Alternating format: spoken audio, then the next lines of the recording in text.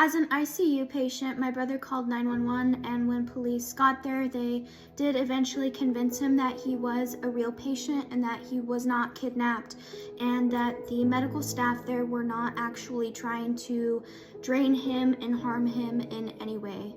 I am sharing from the perspective of education, awareness, and hopefully prevention of impaired driving, and sharing the impact and different medical updates after both our parents were killed and my brother was in the ICU for extensive injuries. This should have never happened, and this is what we went through. She won't leave me alone. So I would argue that it was really emotionally and mentally draining and damaging and traumatic to me as somebody watching this happen, and there was really nothing that I could do. On April 26th, my brother had to go have an MRI done, so I left the hospital to go take care of planning my mom and dad's double funeral. And when I came back, I had heard about this nightmare that my brother went through, only to find out from the nurse, Bobby, that actually everything that he told me was real, and I got debriefed on the traumatic event that was an MRI for my brother. So he pulled out all his IVs, he pulled out the NG tube from his nose that went down to his stomach. He was, in his mind, he was absolutely fighting for his life. He truly believed that because of this NG tube, they were draining his blood and taking him down to harvest his organs. I didn't see it, but he begged and begged for a phone to call 911, and of course they had to.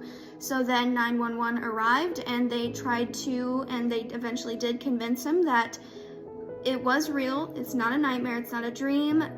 He is in a safe spot, and that they were just trying to help him. Now, if we fast forward, why he thought this and why he thought he was fighting for his life, it did unfortunately make sense, because he told me, he said there is no scenario in which he would be in the hospital and our mom or dad wouldn't be there. And unfortunately, we know that wasn't the case. And because I had left the hospital, I wasn't there either. So there he was, alone, literally fighting for his life.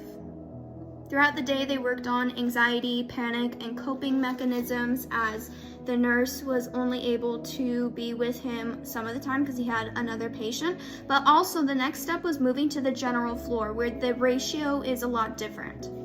Unfortunately, none of those really helped him, and he did have to become strapped down to the bed, which just elevated it even worse. Like, he is a very claustrophobic person, and so to start with the limited motion but then being strapped down, that was very hard for me to witness. But then once he falls asleep, he has flashbacks and night terrors of the crash. He shouts that he's stuck in the back, that he's stuck in the car, that he's stuck in the back seat. We all felt that with me leaving, he didn't have anybody that he truly knew and trusted to convince him that he was an actual patient. He doesn't know the nurses, and right now he doesn't know that they're actually trying to help him. Therefore, with me leaving, he had no one to plead with, no one to convince to help him. None of this should have ever happened. I should not have been put in this situation, nor should he. Impaired driving is never an accident, it is a choice.